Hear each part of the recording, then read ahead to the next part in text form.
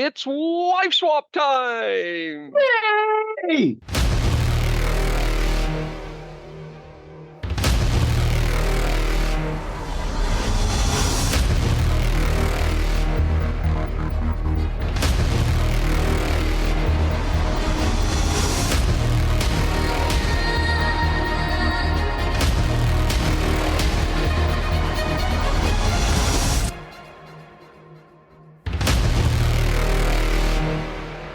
Welcome to episode 225 of Nerdery and Murdery. Big 225. I'm Zig with your Murdery. And I'm Geoffrey with your Nerdery. Welcome to another week of the highs and lows, the up and down, the good and the bad, and the nerd and the Murd. It is wife swap time. We originally did this at episode 10, but we have done this every 25 or the 25 mark ever since. Oh, excuse me. I'll get into it in a minute, but yes, this is wife swap. I am on the nerdery side of the house this week. Zig is on the murdery side. The murdery side always stresses him out, which just tickles me silly. Because it doesn't stress me out. Well, sort of. For our listeners, happy post-Thanksgiving. This comes out the Sunday after Thanksgiving, so hopefully everybody had a good one. As we record this, tomorrow evening, we are doing a special, our first author interview with a special Murdery only episode about Johnny Trevisani's book, The Serial Killer Travel Guide Across America, Your Coast to Coast Tour of Terror. I expect this to be a very fun time. But again, though, when this episode comes out, we have already recorded that. So go back and listen to it if you haven't. It'll be a special midweek drop. I'm very excited about it. I can't wait. I bought the book, have been reading it. It's very interesting. It's very funny. Really good stuff in it. I highly recommend the book if you're into true crime and especially serial killers. It's really cool. I had talked about doing a basically A to Z across America and hitting a serial killer from every state. And as far as I'm aware, he's done just that. I don't remember if he's got 50 serial killers in there or not, or if he's done every state, but it's really cool. It's really cool. So I'm looking forward to tomorrow, but go back and listen to it. Speaking of books, Prime Numbers should be out by now. You can find it on Amazon. Please do subscribe to my Facebook page for Prime Numbers, and you can also go to jeffreyhwright.com. where you can order the book there as well. I'm very excited. As I talked about last week, as we're recording this, I expect the very first author's copy to be in my hands this week. It is currently in shipment. So awesome stuff. Like I said, I expect it's out by the time this episode is. So please go to Amazon, purchase your copy, and hopefully everybody enjoys.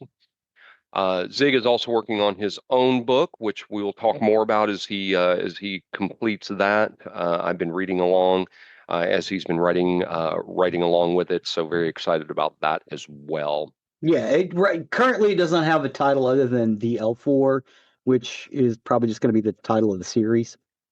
L4 Book 1, basically, is the title at this point.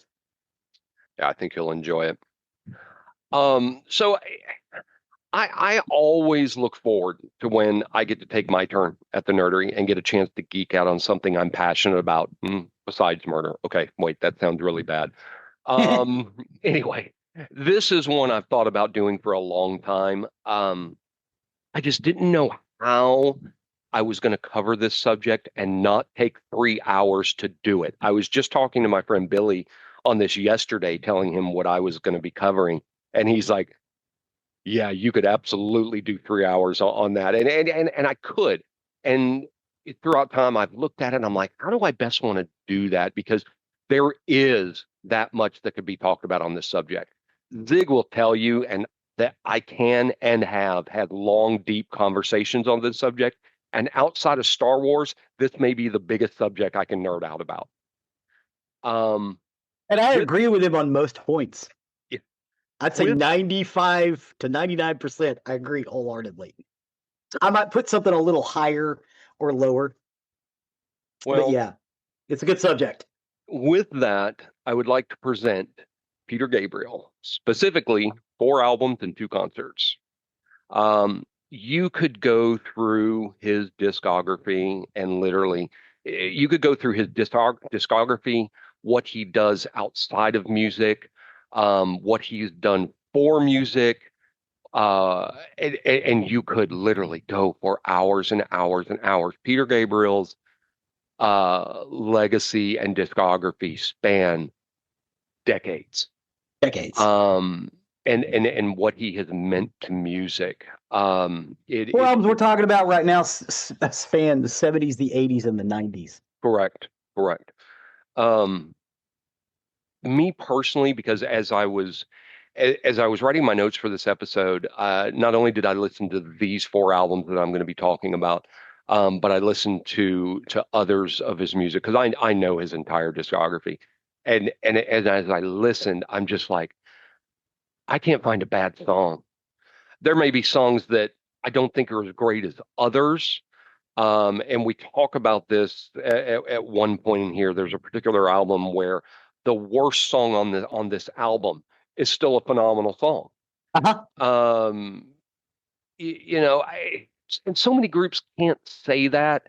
A big example I think about when you talk about something like that is Pink Floyd's Dark Side of the Moon. Phenomenal album.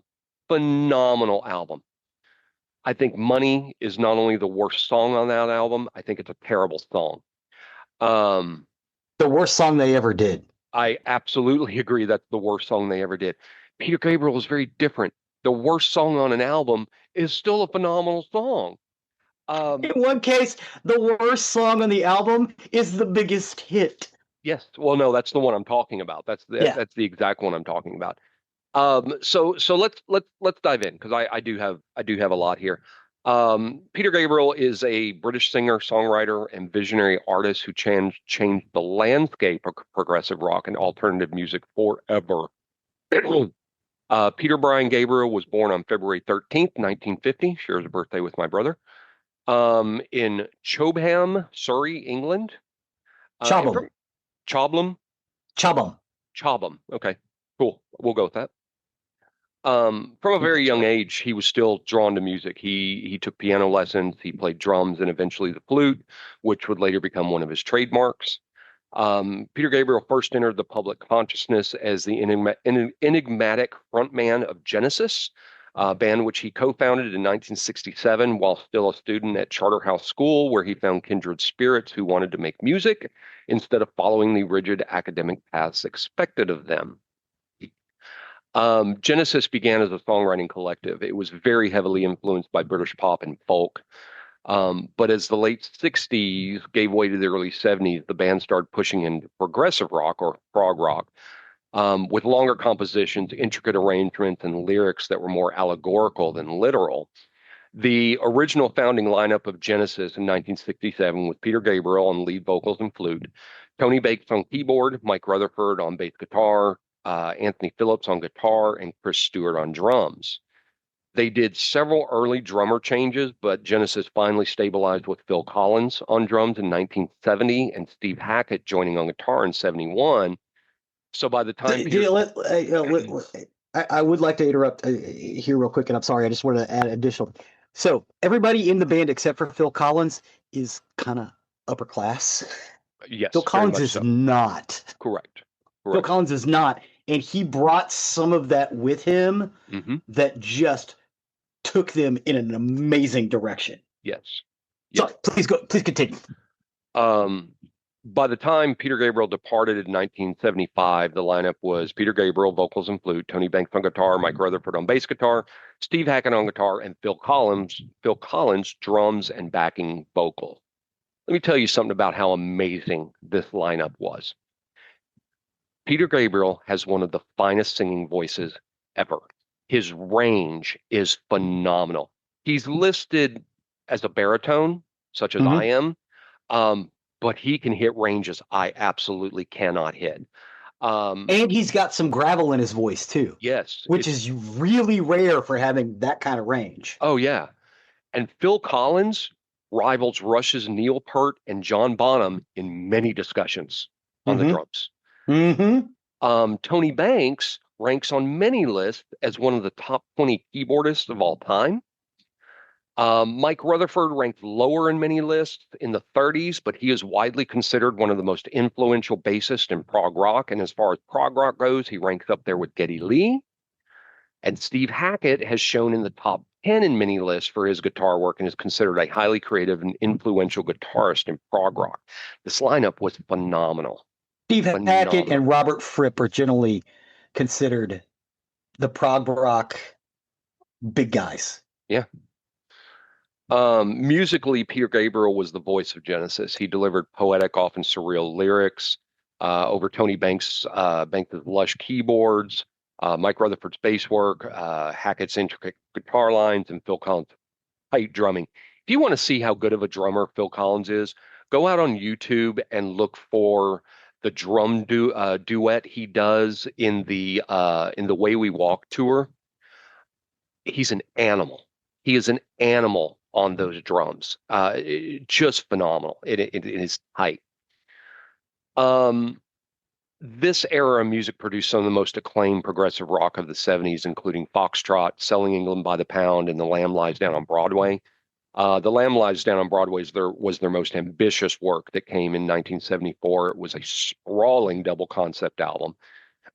Peter Gabriel wrote most of the lyrics, weaving in a surreal story about Real, a Puerto Rican street kid in New York who goes on a fantastical journey.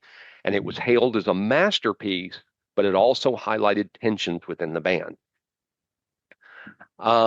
Peter Gabriel was known not only for his poetic lyrics, but for his theatrical stage costumes, from flower masks to bat wings to bizarre characters that captivated audience.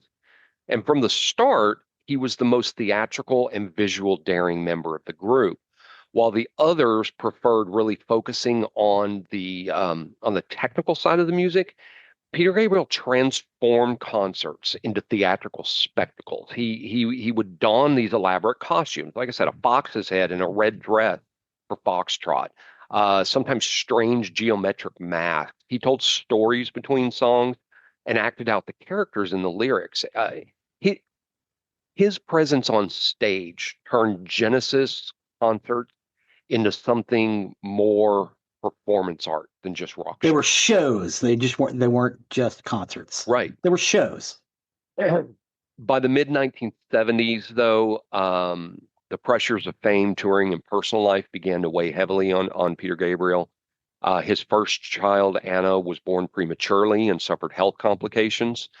So he stepped away to care for his family, which strained his relationship with the rest of the band, who wanted to keep pushing forward. And at the same time, he felt stifled creatively. He felt that the elaborate machinery that Genesis was, with its complex compositions and shared decision-making, left very little room for the personal, experimental directions that he wanted to explore. So we turned to 1975, and this was the height of their success. At the conclusion of the Lamb Lies Down on Broadway tour, Peter Gabriel shocked fans and critics alike by leaving Genesis, and many in the industry thought his departure was career suicide. You know, they thought, why walk away from the most successful prog rock band of the decade? But for Peter Gabriel, it was about freedom. He wanted artistic, personal, and creative freedom, and it was far from ending his career. The decision actually ended opening the door to one of the most groundbreaking solo runs in modern music history. His solo career not only redefined him as a musician, but as a pioneer of sound, visuals, and activism. As I said, I could go for 3 hours on this. After he left Genesis, Peter Gabriel released a string of solo albums that pushed boundaries and redefined rock. So we're going to focus on his four best. In my opinion. And also say his first four albums were just called Peter Gabriel because he wanted them to be like magazines. Right. They since have names that have been given to them. Most people refer to them as those names. Some refer to him as Peter Gabriel 1, Peter Gabriel 2, Peter Gabriel 3, Peter Gabriel 4. We're going to focus on what I consider his four best albums, and I'm going to present them in reverse order, starting with the best down to the fourth one. I think the first one I'm going to talk about, I think it's his masterpiece. Yeah, I would agree with that. And that's so, and we're going to work backwards. Our YouTube playlist for this episode will have the full tracks for every album, but I'm only focusing on will the. it? Oh, I thought you did. No. I just put the songs in that you was like, hey, these are the songs we're going to talk about. Let's do that. Fair enough. Then do that. And so as we talk about those, you can listen to the playlist. Back like when we did part 3 of Goth Rock, listen as I talk about them. I think these 4 albums represent his best work, and the 2 concert I talk about as well. Before I move to the albums, though, let me say this about the Peter Gabriel Genesis days and the Phil Collins Genesis days. The fans that loved what Peter Gabriel was doing and trying to do with Genesis are the ones that followed him after he left and stayed with him throughout his career. The storytelling and visuals were what drew them to Genesis and to Peter Gabriel. The people who loved Genesis post Peter Gabriel generally do not like the stuff of Genesis before he left. They wanted more of the prog rock stuff and the focus on the music versus the storytelling and showmanship. There is rarely a middle ground of someone who likes both eras of Genesis. People like Peter Gabriel and people like Genesis. They like both, but there's rarely people who like the Peter Gabriel era and the Phil Collins era, except me. This guy. Yeah, I've been a fan. I'm not sure how to, because sometimes it. Depending on how their screen ratio is set, so I just point in all directions. Yeah. This guy. Yeah, I mean, I have been a fan of all incantations of Genesis and Peter Gabriel. I'm even a fan of Calling All Stations, which was a Genesis album without Phil Collins. It's not as great as much as their work, but it's still good. Gary Sharon? Yes, if I think that's right. I'd have to look it up to be honest. Yeah. Who also worked with Van Halen, which is weird. Yes, I do believe that is correct. I apologize for not knowing that for sure, but I liked Calling All Stations. I love both incantations of Genesis. I've listened to all of it, and you will not find a playlist I have without a lot of Genesis and a lot of Peter Gabriel. And as I said, I listened to his discography from start to finish, and just so many times I would just have to stop down and go, "Fuck, this is good." Just great stuff. So anyway, let me press on. We're going to start with So, which came out in 1986. It was actually released in May of 1986. So was Peter Gabriel's first album to bear an actual title instead of just being self-titled like his previous 4 records, as we talked about. It climbed the tops of the charts in multiple countries and became his commercial breakthrough in the U.S., reaching number 2 on the Billboard 200. It was in the charts for like a year and a half. Too. Oh yeah. Critics praised it as the perfect balance between accessibility and innovation. It also made Peter Gabriel an MTV era icon, not an easy feat for someone who came out in the 70s prog rock scene. Yeah, you got to remember too, Peter Gabriel was like 35 when this came out, almost 40. 1986, I'd have 36, because he was born in 1950. Yeah, 35, 36 at the time. Yeah. The track listing highlights that we have in the list are Red Rain, Sledgehammer, Don't Give Up, In Your Eyes, Big Time, and Mercy Street. Was Peter Gabriel's commercial breakthrough, and it remains his most iconic work. It took a blend of soul, pop, and world music into something both accessible and deeply artistic. So was not just his most successful album; it was a cultural milestone of the 1980s. He worked with producer Daniel Lanois, who also collaborated with U2. And he created an album that blended multiple genres into a very seamless and modern sound. The final polished production marked a departure from the more expressive textures of his earlier work, but without sacrificing the depth. Red Rain, and he did not sacrifice the depth one iota. And forgive me, I'm breaking from Zig's not tempo, from how he does this. I will wait and ask you about the album as a whole as I get to the end of it. So I'm not going to ask you about each individual song. I'm just going to talk about them, and then I'll get to that. Red Rain opens the album, and this Red Rain is a storm of emotion. It paints an apocalyptic imagery of both destruction and renewal. Great song. Sledgehammer became a worldwide hit. Worldwide. It was powered by funky horns and groundbreaking stop motion music video that defined the MTV era. It won 9 MTV Video Music Awards, which at the time was a record. Don't Give Up was a duet with Kate Bush. This one tried to capture the struggle of unemployment and perseverance during economic hardship. It's a beautiful song. Mercy Street is a very haunting tribute to poet Anne Sexton. It took themes of longing, vulnerability, and hidden pain. The more playful Big Time critiques consumerism and excess with tongue-in-cheek bravado. And then In Your Eyes, it perhaps his most enduring song. It closes the album with a powerful exploration of love and transcendence, combining Western pop with African rhythms. The emotional resonance of this was cemented in pop culture by Cameron Crowe's Say Anything in 1989.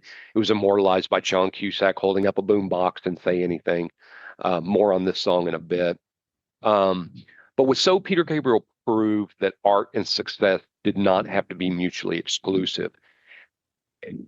This was more than just an album of hits. So is a statement about hope, resilience, human connection, and artistic vision. It captured the sound of its time, but it remains timeless with songs that continue to resonate across generations. I cannot say enough about how brilliant this song is. What did you think about So? So is one of the best songs of the 1980s. Best albums? Yeah, one of the best albums of the night. Did I say song? I mean, yes, yes. Don't Give Up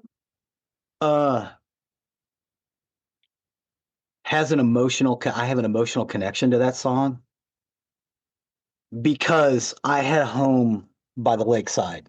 Mm-hmm. I can't live there because I can't afford to live in that neighborhood anymore. Mm-hmm. That's what that song is about. The forest is being that surrounded that lakeside is being taken over and turned into housing. Mm-hmm. So when he sings that line, it did not affect me as much when I lived there as a child.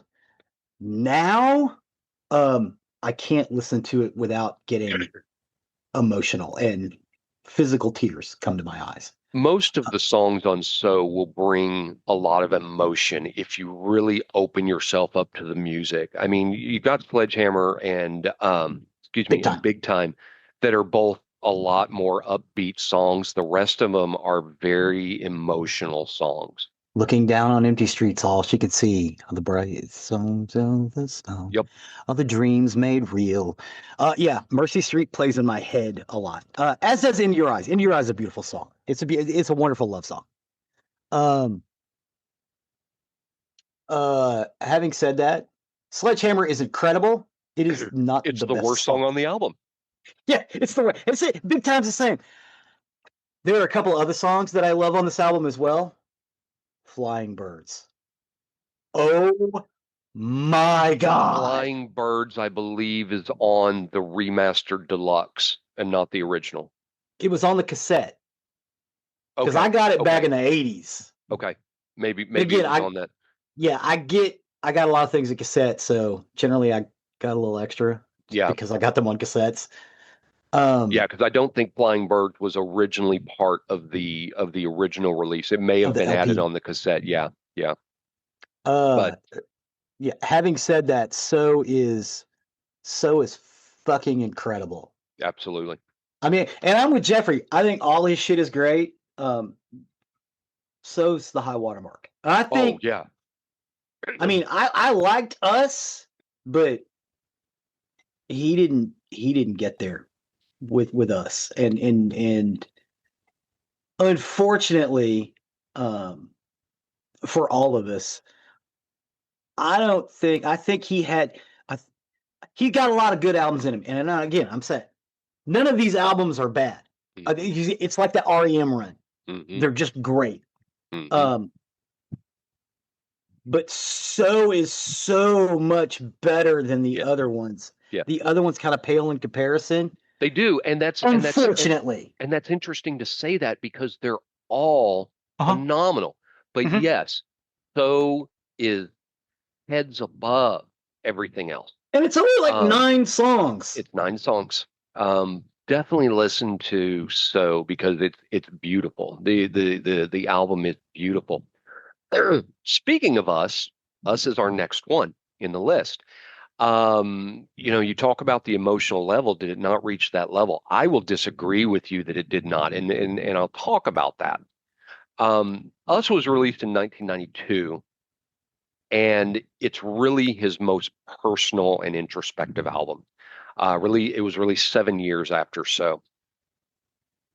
It was shaped by the breakdown of his marriage and his immersion into psychotherapy. That's why this one is really emotional. So was very outward looking and celebratory in a lot of ways.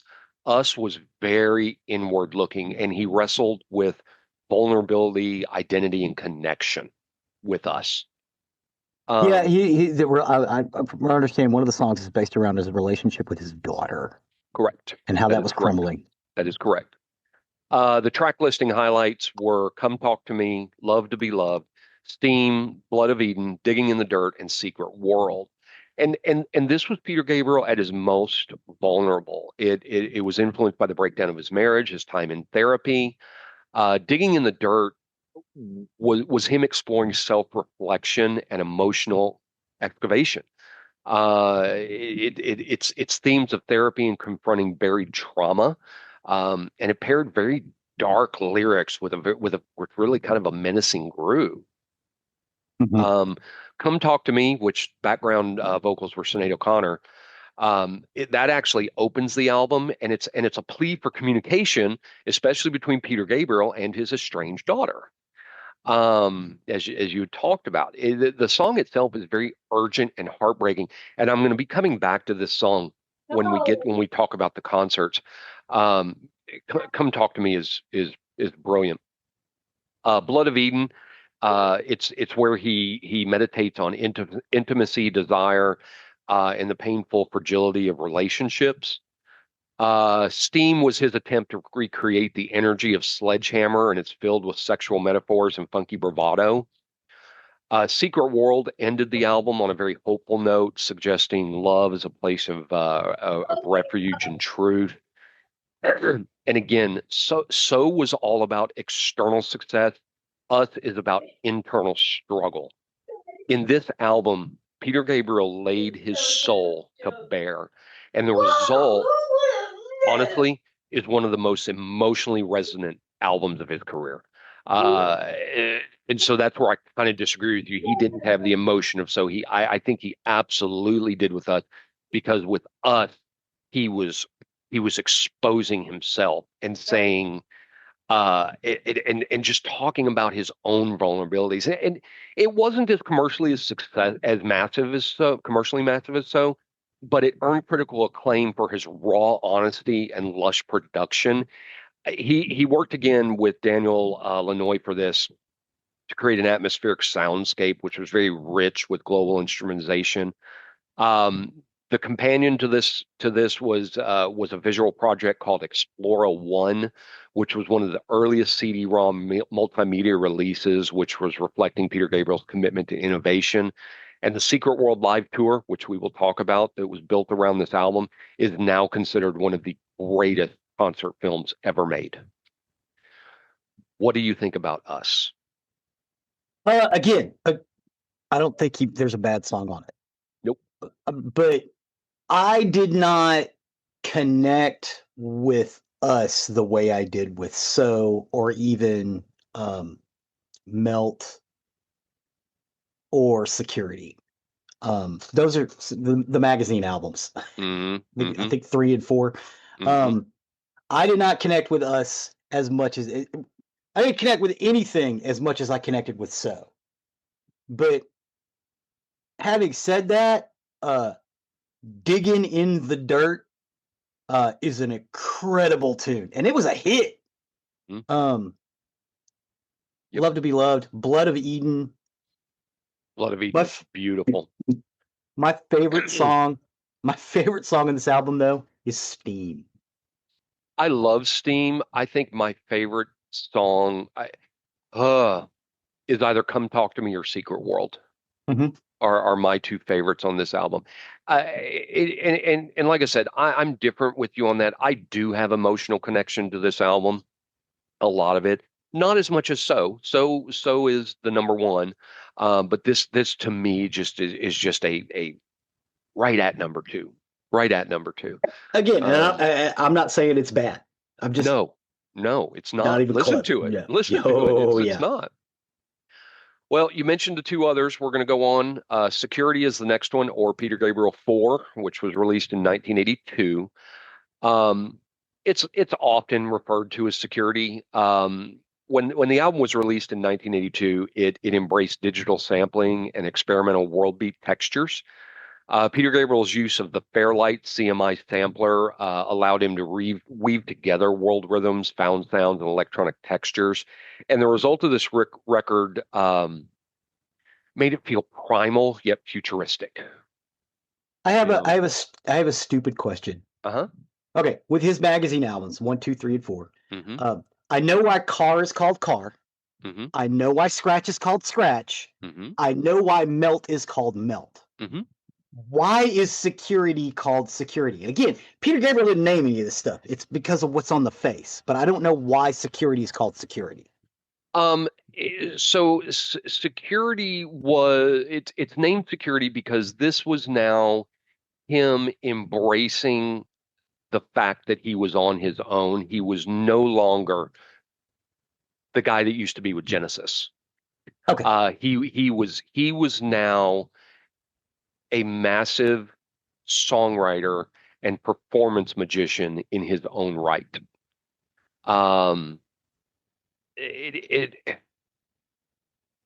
This really talked about connection with people in his lives, connection with cultures, and so Security really fit the overall tone of this one. Okay. The track listings we're going to talk about here are The Rhythm of the Heat, San Jacinto, I Have the Touch, Shock the Monkey, and Lay Your Hands on Me. Shock the Monkey became his first top 40 hit, and has a very surreal video. It's often misinterpreted that the song's about jealousy, but he's actually explained it's about primal fear and emotional response. Again, that security. Because you got to shock the monkey. Yes. I Have the Touch captures modern isolation and the craving for real connection in an increasingly technological world. Security.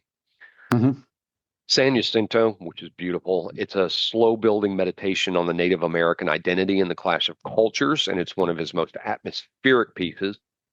And Rhythm of the Heart was inspired by Carl Jung's experience with African drumming, channeling ritualistic intensity and loss of self. Again, security. This was him fully stepping into his role as a pioneer sound design and cross-cultural fusion. This solidified him not just as a former prog rock man, which is what I talked about a minute ago. He's now at this point, he's no longer just Peter Gabriel, formerly of Genesis. He is now Peter Gabriel. This solidified him also as an innovator and cultural bridge builder. He blurred the lines between rock, world music, and electronic soundscapes in this, and the adventurous production of this influenced countless artists in the decades that followed. What did you think about Security? Again, none of these albums are bad. Nope. I think I like Melt a little bit better, just a skosh. Having said that, San Jacinto is wonderful, beautiful. Lay Your Hands on Me is wonderful and beautiful. Shock the Monkey, at one time was my favorite Peter Gabriel song.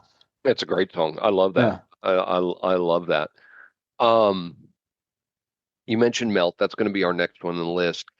And Melt and Security are 1A and 1B to me. Hmm. Melt could almost take over that 1A spot, but it's just a hair under Security. Um, Peter Gabriel 3 or Melt was released in 1980. It's And called Melt because his half of his face is melting. yes, yes. He'd already released two solo albums and was showing really flashes of brilliance. But the reason I think this one is just a hair less, this one also felt very transitional. This one was him transitioning into what he was going to become on Security and Beyond. Um, Melt is the moment where his solo identity truly crystallized, and then he went to the next level with Security. The track listings that I'm highlighting on this one: Intruder, No Self Control, Games Without Frontiers, Biko, and Family Snapshot. This was produced with Steve Lillywhite, with contributions from guitarist Robert Fripp from King Crimson and Kate Bush. This album pushed Peter Gabriel into darker, more experimental, and more political territory than ever before. And it also introduced a production innovation that would change rock music, the gated drum sound, which was created by engineer Hugh Padgham and Phil Collins during the session for Intruder.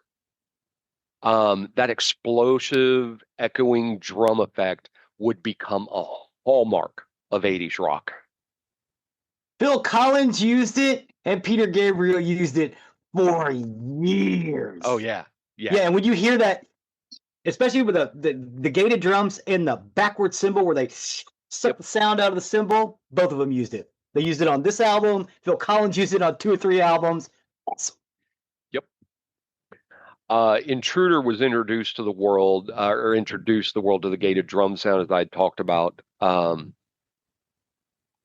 Intruder is very sinister and unsettling. It's sung from this perspective of a burglar who gets a twisted thrill from breaking into homes. It really sets the tone for the album's atmosphere of paranoia and menace.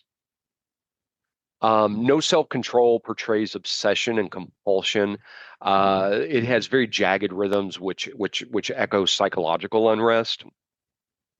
Games Without Frontiers is a critique of nationalism and militarism by comparing them to children's games. The haunting refrain sung by Kate Bush, which I'm not even going to try to pronounce it, but as we always heard it, she so fucking weird. That's not what she's saying. She's singing it in French. She's singing Games Without Frontiers in French. But I do have to say that you will now hear, if you listen to this song, you'll hear "She's So Fucking Weird," and you won't hear it as anything else. No, you won't. You're welcome. But this song became instantly recognizable, and the song became his first United Kingdom top 10 hit. Games Without Frontiers, to me, always sounded like it could fit perfectly in a post-apocalyptic thriller. Mm-hmm. I think it would be perfect for Andre has a red flag. Yeah. Shins is blue. Adolf builds the bonfires and Rico plays with it. Yeah, I think it would be perfect for that. Sinister. Family Snapshot is one of his most chilling works. It's a song inspired by the attempted assassination of Governor George Wallace, as told from the assassin's perspective, which is very interesting because when I first heard it, I thought it was inspired by the JFK assassination, but it's not. It's George Wallace. This song begins very soft, almost very tender, before it explodes into violence, and it is a masterclass in musical storytelling. This is one of my favorites of his songs. I love Family Snapshot. Family Snapshot. I sing at the top of my lungs every time I hear Family Snapshot, thinking I can sing it along with him, and then he starts hitting those notes I can't hit. Biko, the last one we're going to talk about here, became his most powerful protest song, one of the most powerful protest songs ever written, honoring South African anti-apartheid activist Steve Biko. It closes out the album with a very mournful but defiant tribute to Steve Biko, who was killed by police in police custody in 1977. The song ends with a chant and a drum beat, which fade into silence, which was meant to symbolize the eyes of the tragedy and world are resilience. watching now.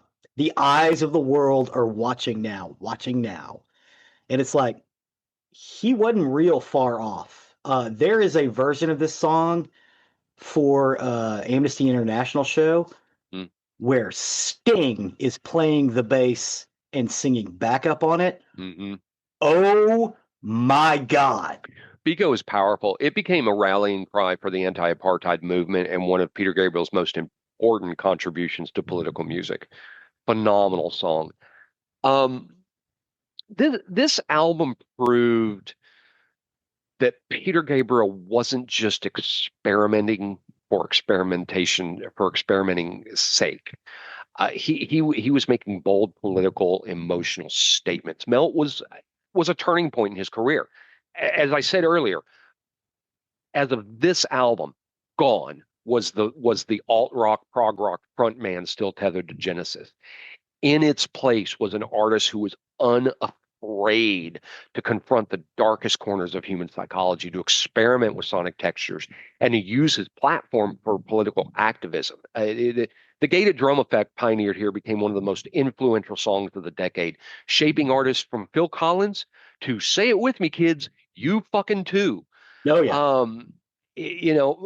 More importantly, Biko signaled Peter Gabriel's transformation into a political artist and activist. It's a role he would carry forward with his work into Amnesty International, the creation of the WOMAD Festival. With Melt, Peter Gabriel proved he wasn't just surviving after Genesis, he was leading the charge into new artistic frontiers. What did you think about Melt? Exactly what you just said. Exactly what you just said. Ditto. Ditto. Ditto and on Biko. The whole world is watching now. And that song scared the shit out of Bofa. Yeah. And it should have. Oh my God. Just oof. Yeah, this album. Again, for me, it is so Melt, Us and Security back and forth, and then like Car and Scratch. Car and Scratch are, however you want to do it, this way or that way. If you listen to Car and Scratch, you're going to see where he starts his experimenting into the new genre of music. You're going to really Car is called Car because he's sitting in a car and it's raining. Scratch is called Scratch because he's making his hands like this, and there's some scratching motions above his hands. And you'll see a lot of experimentation in those two. Melt is where the experimentation was over. It was no longer an experiment, and it was now a movement, and it was now Peter Gabriel. Yeah. And I don't say that lightly when I say it was now Peter Gabriel, because it was phenomenal. One album I didn't include on here, but I want to mention, is Shaking the Tree, 16 Golden Gates. This is a compilation or greatest hits album, if you will, which was released in 1990. This album was designed to be a career retrospective at the time and contained a collection of singles and hits. Most people will notice that In Your Eyes is not on this album, which I've always thought was weird. In Your Eyes didn't become a hit. That's why. No, not even until. This is probably his most well-known song. But shockingly, it never cracked the top 20 on the chart. Mercy Street ranked above it on the charts. In Your Eyes didn't even crack after Say Anything? No, it never has. It was still indie. That's right, because they're playing on the indie radio. Yeah. So it got omitted from the album. Other songs from So that charted higher made it onto this album, but In Your Eyes didn't, which I think is tragic, because I think In Your Eyes is one of my absolute favorite songs. I love it. But if you listen to Shaking the Tree, That's another album from start to finish. You're going to love it. It's got his best shit up to that time. But In Your And Eyes Will Not Shaking Be the On. Tree, which is Shaking him the Tree is and great. Nissan Adore, which Yeah. is incredible. Yeah. Um, by the 1990s, he had really evolved not just into a musician, but a multimedia visionary. His tours became immersive theatrical experiences. They blended technology, symbolism, and storytelling. And so I'm going to talk about two of those, and it's his two most celebrated, Secret World Live and Growing Up Live. And these two showcased his vision better than anything else. I've seen him in concert 4 times. These were two of them. Secret World Live was 1993, and I didn't know this. I had to look it up. Production costs of concerts are typically kept a secret. I didn't know that. I had heard a rumor back in 1993 that the set alone, just the stage for this concert, cost well over $1 million, which today is over $2.5 million just for the set. Um, it was based on the Us album and filmed in Modena, Italy, directed by Francois Girard. This tour brought Us to life in really in ways no traditional concert could. He designed the stage around two symbolic platforms. There was a circle, which represented femininity, intuition, and the natural world, and there was a square, which represented masculinity, reason, and industrialization. Um, Throughout the concert, there's tension and harmony between these two spaces, and it became a metaphor for the album's themes of human connection and division. Um, Come Talk to Me from this album, a red phone booth comes up from the bottom of the stage, and Peter Gabriel's inside, and he's talking on the phone as he's singing "Come to Me," and he steps out and he's dragging the phone cord, and the cord keeps dragging him back, and he's trying to drag this, and he's struggling to get across the stage, and it was a symbol of communication and disconnection. It was very humorous, but also heartbreaking, which was really perfectly capturing the song's emotional plea of his estrangement with his daughter. It's beautiful. I have this. I have both of these on DVD, even though I don't have a DVD player anymore. Get a Phenomenal DVD concert. player. Just pick one up. They're cheap. Nah. I can probably purchase this streaming and just put it that way. Digging in the dirt. This was done with very shadowy visuals and harsh lighting, and was emphasizing the psychological struggle of self-examination throughout the song. He's hunched over, digging, literally as if he's digging through the layers of his own psyche. Paula Cole, who was then an unknown American singer, she replaced Kate Bush on the tour, and her, oh my God, her powerhouse vocals on "Don't Give Up" made her a star. Made her a star. Yeah, Paula Cole sang the shit out of "Don't Give Up." Yeah. Which is amazing because Kate Bush sang the fuck out of it too. Oh yeah. Yeah. Secret World was the closing number that pulled the whole show together. At this point, both the circle and the square platforms merged together. And then the band used the full stage. They were uniting masculine and feminine, logic and intuition in one big climatic performance.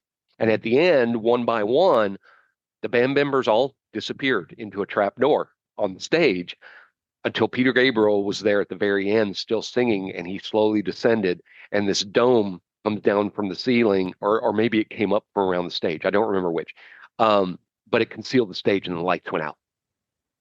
Nice. It was beautiful. It was beautiful. Nice. Now, Secret World was the closing number, but of course, there's always an encore. Mm-hmm. And if I recall correctly, there were 2 songs for the encore. This was 32 years ago. Fuck, I'm old. But I believe the first encore was "Here Comes the Flood," and it was beautiful. It was just Peter Gabriel on stage by himself at the piano, belting his ass off with this song. It's enough to bring a tear to your eye. It was beautiful. The entire band came out for In Your Eyes, and it was spectacular. Um, Secret World Live was more than a tour. It was performance art. It explored identity, love, and reconciliation that really set a new standard for live music production. It was beautiful, beautiful. It was then followed up a decade later by Growing Up Live, and you talk about a production for us. He came back with a vengeance for Growing Up Live. Growing Up Live, that's the one where they had like the bikes that Yes. ran around the ceiling. Yes. Um, that he's singing with one of his daughter, not the daughter that he was having the trouble with, the younger daughter. Correct. Was singing with him. Correct. They toured behind Up, which came out in 2002, and this is when he envisioned a concert about the cycles of life: birth, growth, death, and renewal. Shocked a lot of people because it had been so long. He started shaving his head in the interim. So people saw for the first time. He did. That's not Peter Gabriel. That's a bald guy. He did. The stage itself was a giant rotating circle. It had moving platforms, aerial wires, and massive LED spheres suspended overhead. This supported the Up album, but really drew from his entire career. It not only did it have that rotating circular stage, robotic and LED spheres, but there was aerial acrobatics. For the song "Growing Up," he performed much of the song inside a giant inflatable Zorb ball. Think about a squirrel ball rolling across the entire stage. It was wild. And this was him symbolizing both the confinement and playfulness of childhood. Growing Up is beautiful. Downside Up was performed with his daughter Melanie Gabriel, and the two sang this while suspended upside down with their, dangling towards the floor. And this wasn't just a stunt, but he used this as a metaphor for perspective and seeing the world differently. Signal to Noise is one of the most powerful moments from the show. There were visuals that paid tribute to the late Nusrat Fateh Ali Khan, who recorded with Gabriel. There was a combination of live band, recorded vocals, and haunting imagery, which created a very transcendent climax. He did Salisbury Hill, and that's where he rode a bicycle around the stage. And this is where this is where he wanted to remind audiences of his journey from leaving Genesis to forging his own path. That's what. Yeah, because I think Salisbury Hill was like the first thing he did, right? Correct. Like I said, Us was great. This just amped it to 11. This showed that he was a master storyteller on the stage and constantly reinventing what a rock show could be. Growing Up Live, it was an orchestration of sound, movement, and symbolism, and each performance element of this show, from the giant sphere to the Oriole choreography, it was tied to the album's exploration of human existence. It showed that Peter Gabriel was still pushing boundaries and still unafraid to reinvent what a concert could be. As an old man, too. And keep in mind, he is not a spring chicken when he was doing this. No. And he's hanging upside down. And the bicycle in question is not a bicycle like you think. It's running up the ceiling. It's on a track. And he's doing this and singing. Yeah. I mean, both of these tours revealed that Peter Gabriel was not just a songwriter, but a storyteller. And he used every tool available: sound, light, space, motion, create meaning. Really, in an era where many concerts relied on spectacle for spectacle's sake, Peter Gabriel's shows were spectacle with a purpose.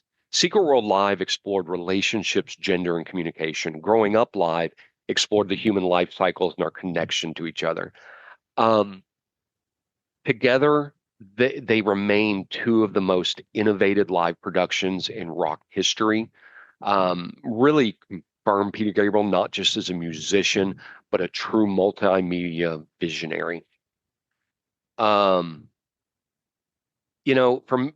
his daring break from Genesis which I said earlier was once considered career suicide, to the global triumph of So, the deeply personal journeys of Us and Melt. Peter Gabriel's continually proven that true artistry requires risk. He's never chosen the easy path. He often prefers to reinvent himself with every record and every performance. He has proven himself to be one of the most innovative and fearless artists of the modern era. His work challenges us to think, to feel, and to see beyond the surface of music into something much larger and experience. Uh, Decades after leaving Genesis, Peter Gabriel remains a figure of innovation, compassion, and creative courage. His voice is is not only urgent but haunting and human, and he continues to inspire musicians, activists, and audiences alike. In the end, Peter Gabriel's story is proof that sometimes the riskiest choices are the ones that define a legacy. He left Genesis a rock star, but he became something bigger and greater. He became a visionary who forever changed what music could mean. And that is my story of Peter Gabriel. I liked that one. That was really nice. It doesn't hurt that I really, really liked the subject matter as well. Well, and thank you for sticking with me through all that. I know that was long. Like I said, I had a hard time figuring out how I could do justice to Peter Gabriel and not take 3 hours to do it, because I could have gone song by song through his entire discography and completely nerded out over every single album. The four I chose, I think, are his best. I think you should listen to it. Whether you agree with the order I gave or the order Zig gave, those are his four best. And I agree that they are his four best. And the four that show his journey from Genesis to rock God. Yeah. I'm sorry, to rock God. Listen to those. Watch those two concert videos if you can find them. Like I said, I have them on DVD. I need to find if they're streaming because I want to watch them again. I know for a fact I have seen the entire Us concert on YouTube. Not sure about So, but there's tons of videos out there. Watch, see what he is about, and see just the pure raw emotion that he puts into his music and the visions he put with it. Peter Gabriel is by no, I do not say this lightly, and I'm not overstating this. Peter Gabriel is a musical genius. He is an absolute musical genius. You are only hurting yourself if you do not listen to some of his music and listen to the brilliance and raw emotion that he brings to it. What is amazing about this is keeping in mind musically where Geoffrey came from and where I came from. We both hit upon Peter Gabriel from two different directions. Yeah. Because he was playing in both places. Yep. That's what amazes me about Gabriel. It's like, and the thought that it's not even that he is so good, it's not even questioned as how did he do that? Well, of course he did. It's yeah, of course he did. I will probably cover Genesis at some point as well, because Genesis is also a very good musical group. They're just very different post Peter Gabriel. They focused more on the music, technology of music over production. When I saw the way we they wanted to get hits too. I mean, oh yeah, they wanted to get hits. They wanted to produce music and get hit. When I saw the Way We Walk tour, it was a very simple set with all their instruments up there, them at their post, with Phil at the microphone, Tony Bakes on the keyboard, Mike Rutherford over a guitar, I think it was Steve Hackett at the time, on the guitar, and Daryl Sturmer playing drums. Yes, always Daryl Sturmer. Because Daryl Sterler is the only guy he trusts. Yes, yes. But they had a second drum set up there because Phil Collins would go back there and play as well. Again, that's where you can get that drum duet. It's from the Way We Walk tour. But yeah, he can sing while playing drums too, which always fascinates me how you can play drums and sing at the same time. Him and Don Henley, and God damn it, hit those notes, both of them. But yeah, I could spend hours and hours and hours on Peter Gabriel. Please listen to the music along as we talk about the episode, and just allow yourself to feel with the songs. I think if you allow yourself to feel and just feel that raw emotion, I think you will enjoy the songs very much. So, there you go. That is my nerdery story for today. Well, maybe we should step over to the murdery side of the house. I think we should. Murder. I've been waiting for him to do that all day. So today I got my information from the National Park Service, Wikipedia, and the U.S. Department of Labor. Today we're talking about the Battle of Blair Mountain. Oh, okay. The Battle of Blair Mountain was the largest labor uprising in United States history and is the largest armed uprising since the American Civil War. This conflict occurred in Logan County, West Virginia, as part of the Coal Wars, a series of early 20th century labor disputes in Appalachia. Appalachians.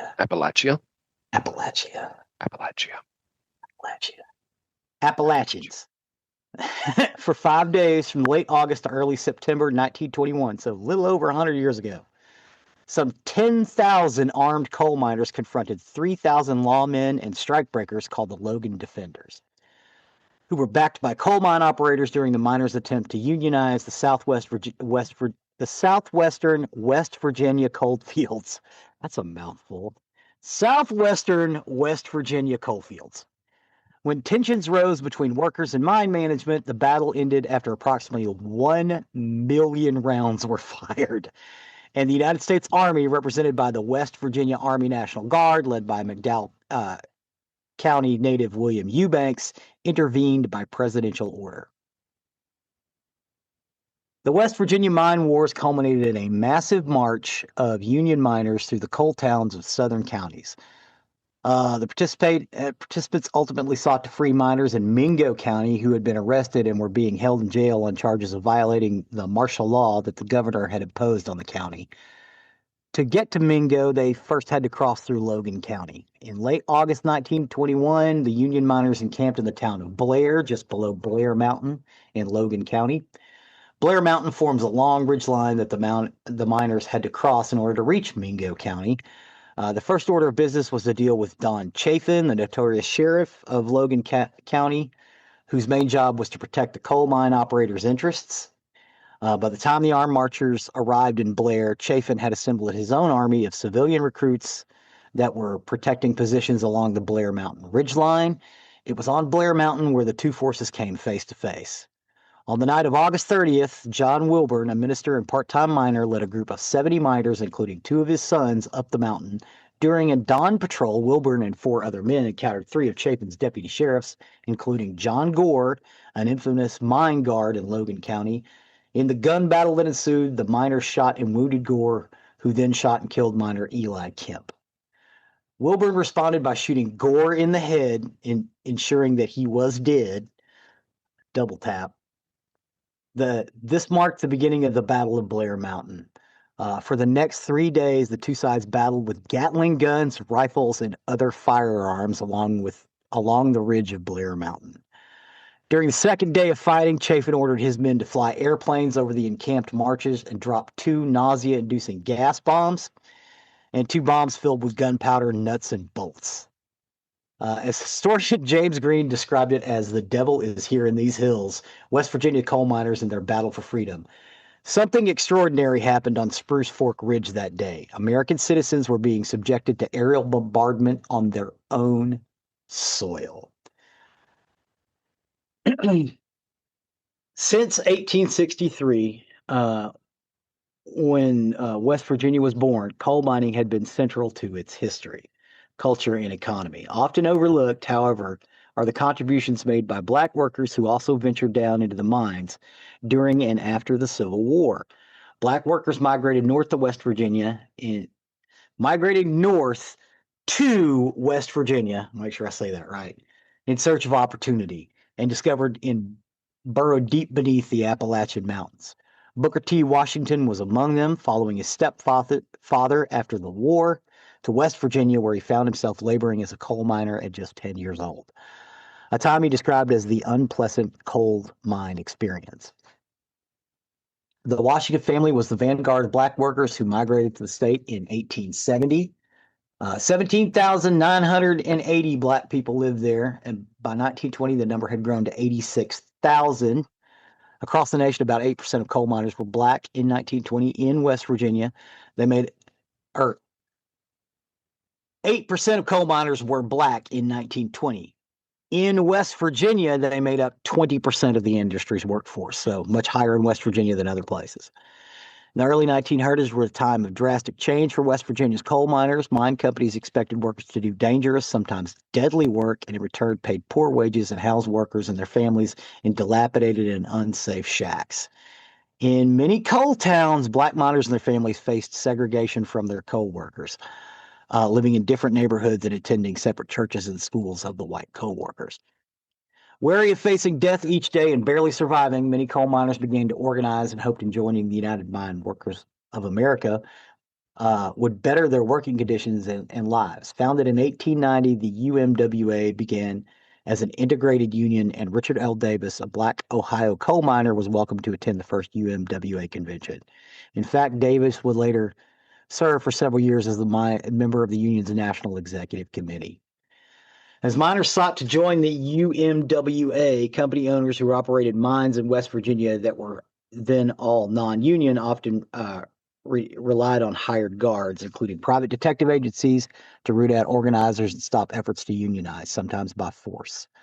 In 1920, after 3,000 miners in Mingo County voted to join the UMWA, mine owners fired them and evicted them from their company-owned homes. Tensions between mine owners and workers eventually turned violent. So, a little background. You've heard the expression "the company store," right? What that means is when you worked for these mine companies, they basically owned the town you lived in. Right. You lived in their housing. You shopped at their store. You were essentially belonged to them. It was essentially slavery because they didn't even pay you in money. They paid you in company scrip. Company scrip was not usable anywhere else but in that town. Right. So, and real quick, you don't see company scrip now, but understand the oil industry is still a lot like this. The field, the workers who work in the field, who work on the wells, live on company property in company houses. They get paid well. They get paid very well. Yeah. But probably not well enough for the dangerous work that they do. Yeah. But everything they do is around the oil company. They have restaurants and bars in the towns near where the oil field housing is, that is almost entirely populated with people who work out in the fields. Yeah, and generally owned by the companies. Generally owned by the companies. And, these people who work these oil fields, a lot of them are non-college educated, high school dropouts, former felons.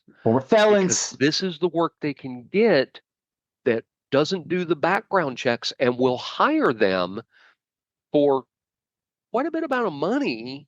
Six figures. But again, not for the work that they're doing, because it is extremely dangerous work. Oh yeah. But anyway. It is not bad. It is not as bad as early 20th century coal mining, but it is still exceedingly dangerous. Yes. Because you're basically dealing with industrial equipment and a very, very flammable and caustic gases and liquids spewing out of the ground. And so really the only difference between that And what Zig's talking about is they don't pay them in company script; they pay them in actual dollars. They pay them actual dollars, and quite a bit. And the reason that those guys get paid as well as they do is because of what happened after this period, because this turned the U.S. against them, and you'll see what I'm talking about here in a second. So 3,000 miners in Mingo County voted to join the UMWA. Between the mine wars between company mine guards and workers spread, sparking ugly and sometimes deadly confrontation in mining towns like Matawan in West Virginia, often referred to as Bloody Mingo, and across America. Among the largest was the Battle of Blair Mountain. So a bunch of people were jailed in Mingo after the fight that was going on. The people going through Blair Mountain weren't actually going to Blair in Logan County. They were going to Mingo. They just had to cross this territory to get there. It was the only way to get there. Because again, a lot of these are in, the word is hollow. That's not what they call them up there. They're hollers. What they are, what they are is glacial valleys that extend like fjords. It's the same thing. They're made the same way, made out of the same material. In Norway, where they're deep valleys, and there's no other way to get into it because they're nice and long. Slaughter Bartfast is very proud of his fjords. Yes, he loves the fjords. He spent time in Appalachia too. Since the founding of the United Mine Workers in 1890, coal miners in Mingo County and its surrounding hired all non-union workers and strictly enforced employment contracts that included non-union membership on the grounds of immediate termination. As miners in the area lived almost exclusively in company towns, termination also meant eviction and starving. They were forced to live in tent colonies among the Tug Fork River. Rows of company houses were boarded up, and the miners and their families, including in one instance a woman with a newborn, were thrown out and had to live in tents on over board houses with no sides. In 1920, the UMW's new president, John Lewis, sought to finally end the 3 decades resistance to unionization in the area. He was under increased pressure to do so for both miners and elsewhere participating in the United Mine Workers coal strike of 1919, which happened everywhere.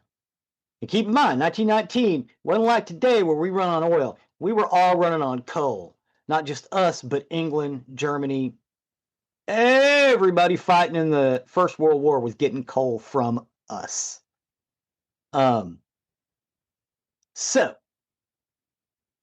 this unionization push included efforts from Frank Keeney, president of the local union district, and Mother Jones, very pivotal figure, who gave fiery speeches at the age of 83. And eyewitnesses stated that Mother Jones would come up to the head of the creek and call out for all the men that wanted to be let out of slavery to follow her.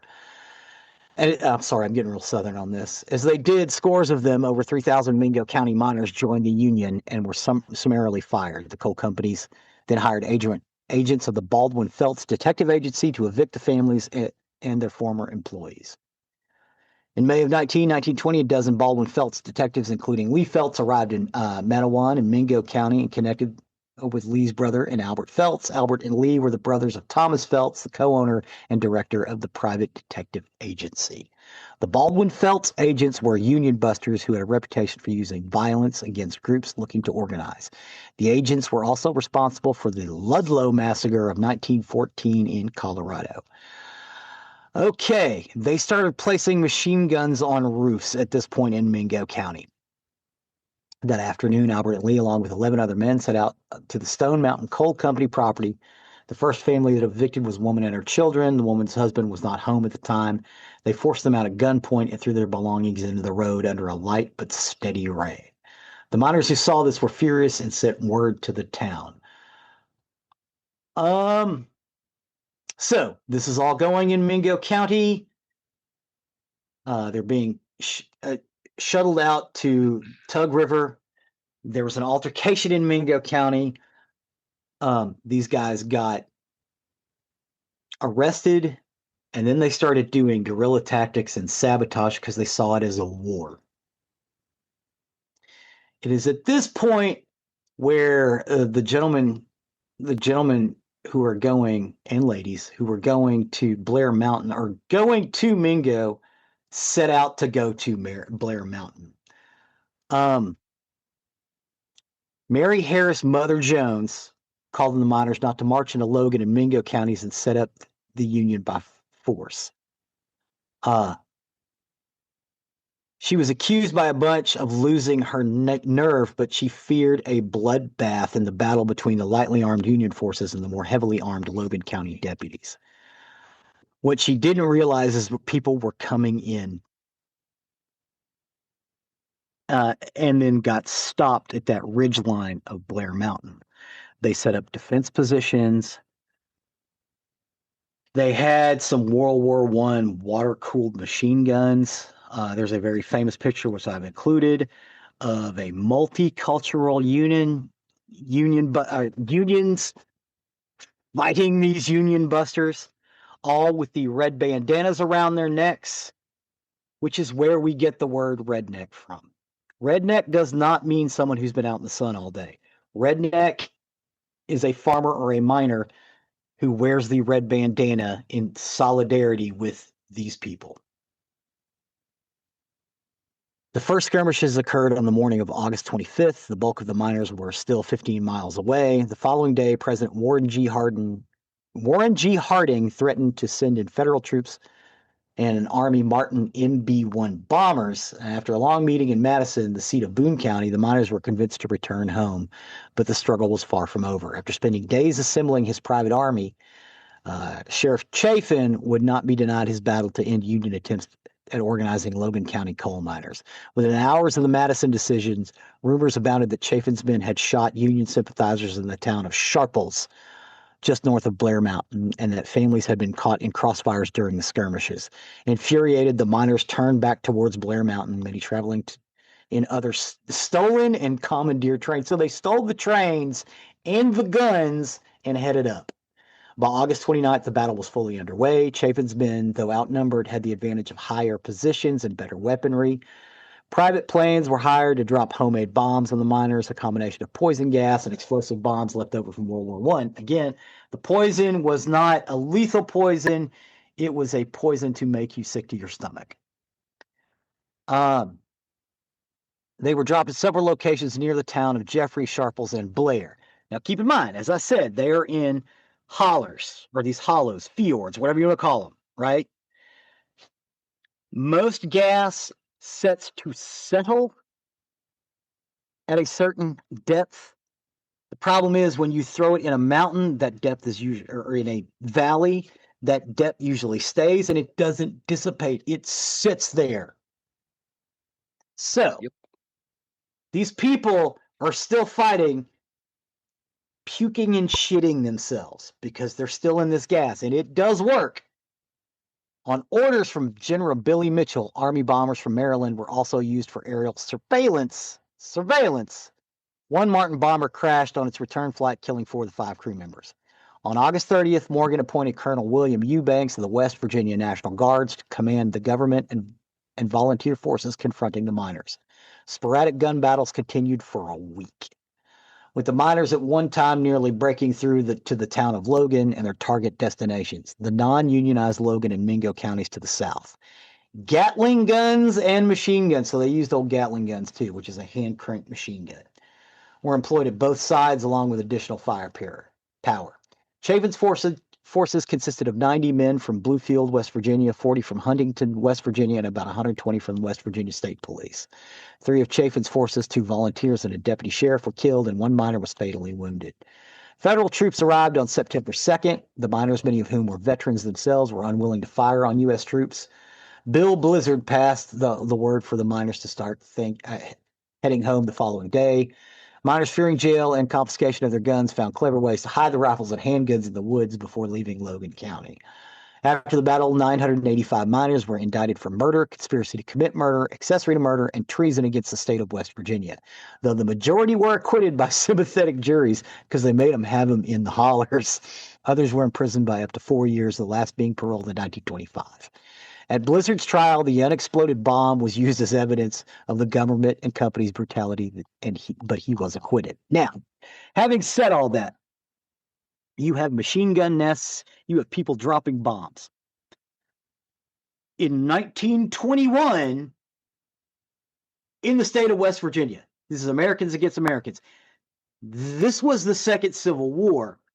However, because of an outcry, because there were people there reporting it, that's why we have so much information about it, and they couldn't cover it up.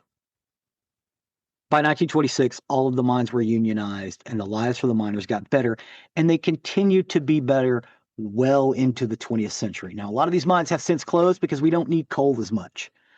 But at the same time, a lot of them have also been converted into mushroom farms because it turns out coal mines are perfect for growing mushrooms in. Didn't know. But there were several things that they had to do because in some cases, being a mine worker in 1920 in West Virginia was a death sentence. It would either kill you quick or kill you long term because of black lung. They forced them to do ventilation and safety checks and testing for gases and things like that. And these little towns went from these shanty towns to real cities, real little towns. Unfortunately, they're mostly gone now, but there was a progression in these areas towards better treatment for the people.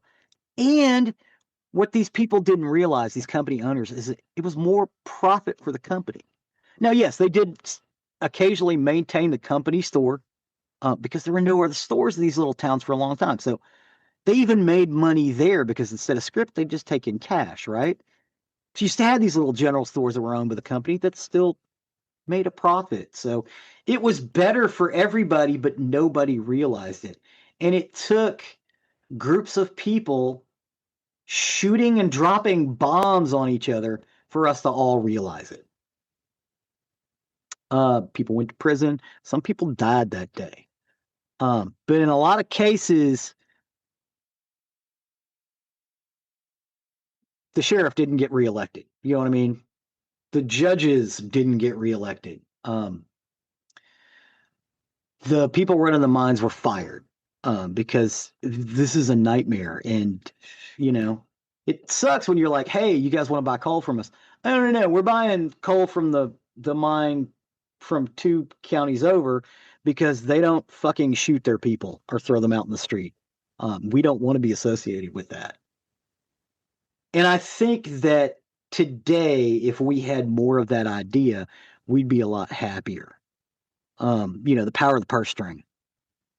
But that is about it for the Battle of Blair Mountain. Awesome. And what's really great about that is it showed solidarity. At that point, the miners realized it wasn't black or white or northerner or southerner. It was up versus down. And I think that if we could keep that in mind, a lot of our problems might go away. They're not real problems. No.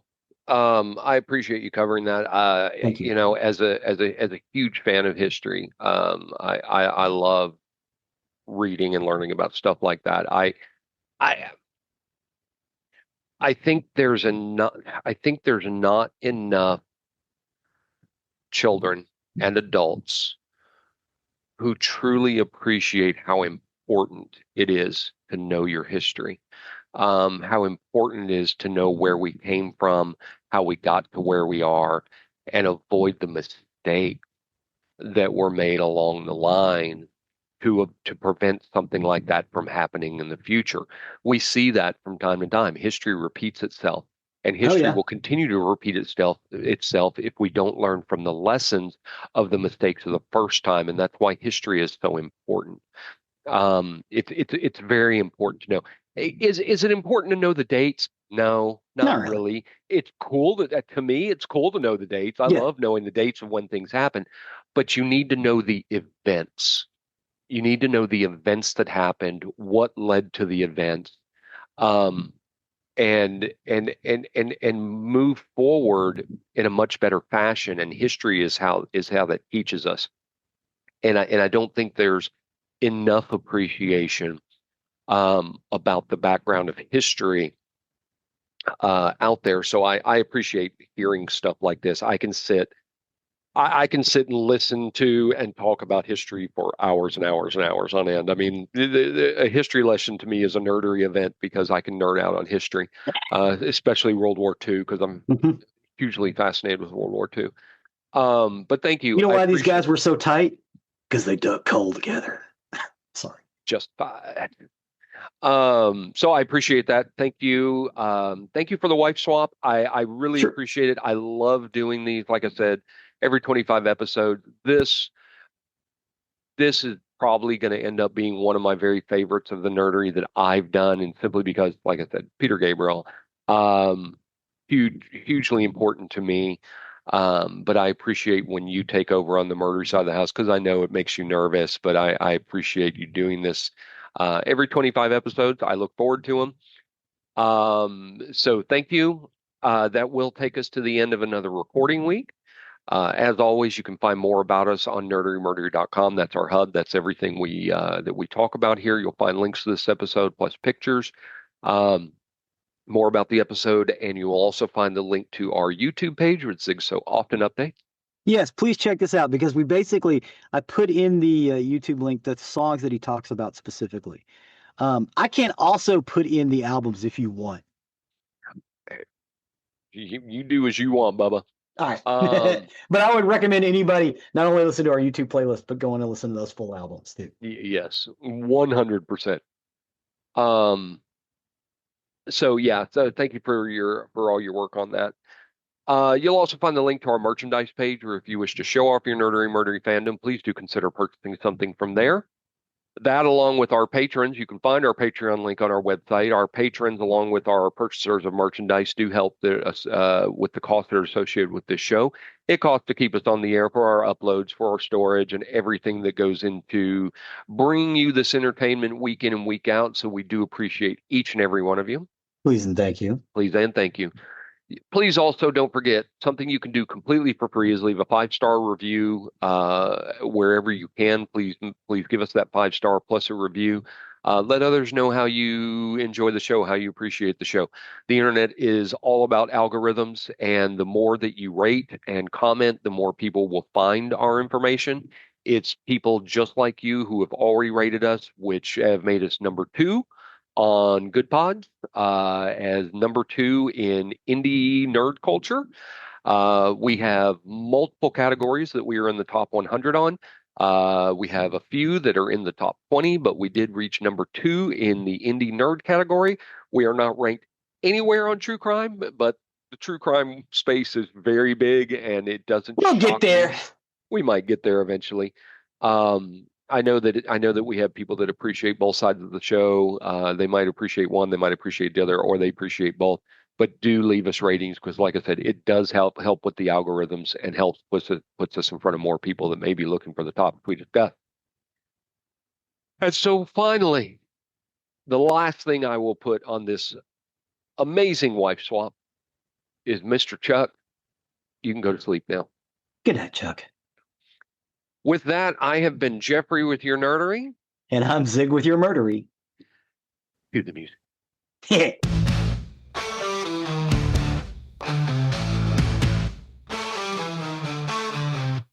Static crackles, dream state, nerdery and murdery fake.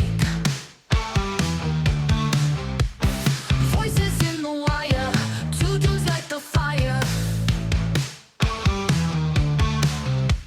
Obsession and confession, games in death procession. Through the microphone they speak, dark secrets geeks seek. Nerdery, murdery, crazy blend.